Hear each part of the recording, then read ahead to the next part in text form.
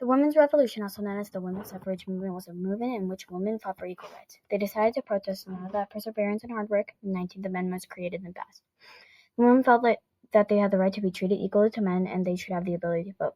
They felt that it was their responsibility to fight for this human and civil right. In the short term, they were able to vote and they would gain more rights and responsibilities. These events would be a stepping stone for the rest of the movement to continue fighting for civil rights. This would also allow them to fight for equal pay as well as helping the right for gender and racial equality.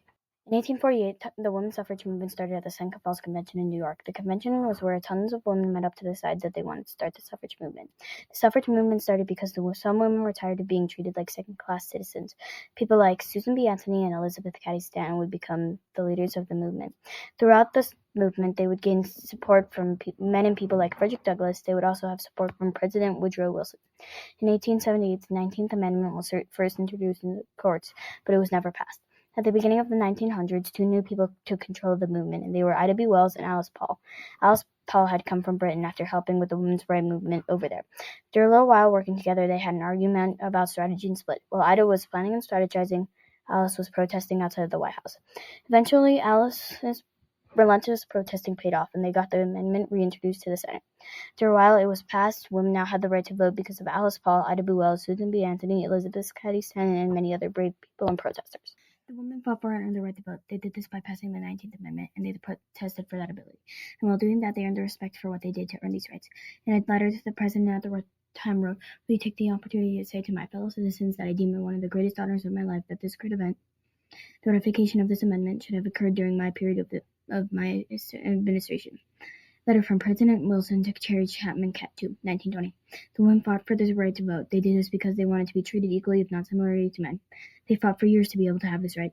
This also shows how the president supported them having the ability to vote and how he was proud to have been a part of this movement and to have accomplished this in his term as president. They would also fight for equality. She wrote that men and women should be created equal and have life, liberty, and the pursuit of happiness. The women's suffrage movement, National Geographic Kids. The women fought to be treated equally to the men. They were tired of being treated like second-class citizens, and they wanted equal rights. They wrote another version of the Constitution where men and women would be created equally. It also insinuates that they were not happy and they wanted to be more freedom to decide things like being able to vote and have a say in who the country's leader would be. They also wanted to be recognized for what they had done. They include pictures of women who campaigned for women's rights, particularly voting rights and suffrage campaign scenes. Introduction, women's suffrage, pictures of suffragists and their activities, research guides at Library of Congress. They fought to be recognized as more than what they were. They wanted to have equal pay and equal employment right, no discrimination because of their gender. They wanted to have the right to vote, and they really just wanted to be treated equally. The women protected their rights by protesting and getting the 19th Amendment passed so they would have equal rights. That made them able to vote in national elections. They had the responsibility to make sure that the amendment got passed. They were also responsible for making sure their rights were upheld by officials. They did this to protect their hard-earned rights. In a speech where Congressman Harry Burns was talking about his voice to support suffrage, he states, "I want to state that I change my vote in favor of ratification first, because I believe in full suffrage as a right. Second, I believe that we have the moral and legal right to ratify." Congressman's speech defending his vote for suffrage, 1920. The speech by Harry Burns supports how the women had the responsibility of earning this right by showing how he supported their fight for suffrage. That shows the responsibilities around the home and outside the home made an impact, as well as their constant protesting for rights. Later on in his speech, he goes on talking about how he's doing this because of his mother, showing how their past responsibilities had an influence on the future fights for votes. In a letter to Carrie Chapman Catt, President Wilson writes that nothing has given me more pleasure than the privilege that has been mine to do what I could to invent the cause of ratification to hasten the day when womanhood of America would be recognized as a nation of equal footing the citizen that it deserves. Letter from President Wilson to Carrie Chapman Catt, 1920. This letter is important because it shows how President Wilson was proud to have passed the amendment during his time as president. This connects to responsibility because some women had the responsibility to protest in front of the White House. That responsibility allowed them to have some influence over the president, allowing them to get the 19th Amendment introduced to the Senate. In the months following the ratification of the 19th Amendment, all genders were now able to vote in all of the elections. However, even though all genders, regardless of race, were supposed to be able to vote, people of color would still face discrimination and were unable to vote in some places. The women gained political rights, and because of this, they were also able to do things and not get discriminated against. After the amendment, other races faced discrimination if they were not white. It states, even after the 19th Amendment's ratification in 1920, women of color, Asian American, Black, Latina, Native American faced obstacles to voting through the 1960s because of citizenship issues, discriminatory practices, and outright intimidation, some of which continue even today. The suffrage struggle after the 19th Amendment. Timeless.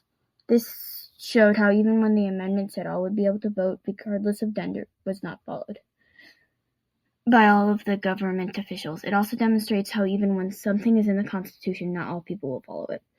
This would lead to further fights for gender equality and racial equality because there would still be some unfair differences between white men and other genders and races. They would also gain rights and abilities after the amendment was ratified, but on August 18, 1920, the 19th Amendment to the Constitution was finally ratified, enfranchising all American women and declaring for the first time that they, like men, deserve rights, responsibilities of citizens. Women's suffrage, the U.S. movement leaders, and the 19th Amendment. History. The women were told that they would all have the same rights and responsibilities as men, but there would still be differences in how they would be treated. They would be able to have some of the same jobs, but there would be some discrimination and difference in pay. However, they would also be able to have more civic responsibilities other than voting, and they were no longer bound to being the stereotypical housewives, who not technically need a husband to survive if they had a job. As time passes, the lens of history becomes clearer. The movement was a very important part of American history. It would change the voting demographic if there weren't women voters. Would the elections have turned out differently? It would also allow for further efforts for gender equality, like fights for equal pay and further equality in the workplace. If the 19th Amendment was not passed, things would be different. But what would happen if all the votes cast by women were removed from the equation? Because of different patterns in how men and women vote, it's likely that the result would have been different. Reality check: what if women hadn't been allowed to vote? If women were not allowed to vote because of the different voting patterns, the men and women voters, there had been different results across multiple elections. If the elections turned out different, the country would have probably turned out different and might not be where it is today. The workplace also might not run the same because there might not be as many women workers. After the ratification of the 19th Amendment, they continued fighting for equal rights. Congress passed the Equal Pay Act in 1963, making it illegal to pay a woman less for doing the same job as a man. A year later, Congress passed the Civil Rights Act of 1964. This act is also often associated with the civil rights movement as it prohibits employers from discriminating against an individual based on their race. What happened after? Women's history. U.S. National Park Service. This shows how after the 19th Amendment was passed, they thought they had to do more than get the right to vote. So they continued fighting and got the Equal Pay Act passed, but even now, that right is not honored. White men still get paid more than the women. And there is still discrimination in the workplace. Even now, people continue fighting for equal rights. Susan B. Anthony, one of the main people responsible for earning the 19th Amendment, said, "It was we, the people, not we the white male citizens, nor yet we the male citizens, but we the whole people who formed the Union. Men, their rights and nothing more. Women, their rights and nothing less." This represents their continuous fight for equal rights and why they fought for the rights. Also, how it's just them who earned their current rights and responsibility, not anyone else. The women had protested for years to earn the rights that they have today. They continued to fight even when there was war. They did this because they believed that it was something they deserved to have. After the amendment was passed, they gained new responsibilities like participating in national elections, and they were able to have more responsibilities in the community. Without their efforts, women would not be able to have the responsibilities we have today. Women today have the ability to vote, and they have many other important civic duties that without the amendment they would not have.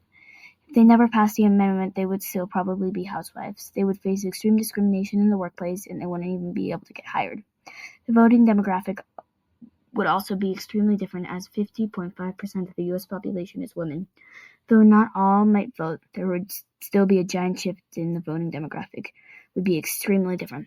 In turn, the country would be quite different and would probably run differently. The women's suffrage was just a small pebble in the fight for equality, but it did cause a giant ripple.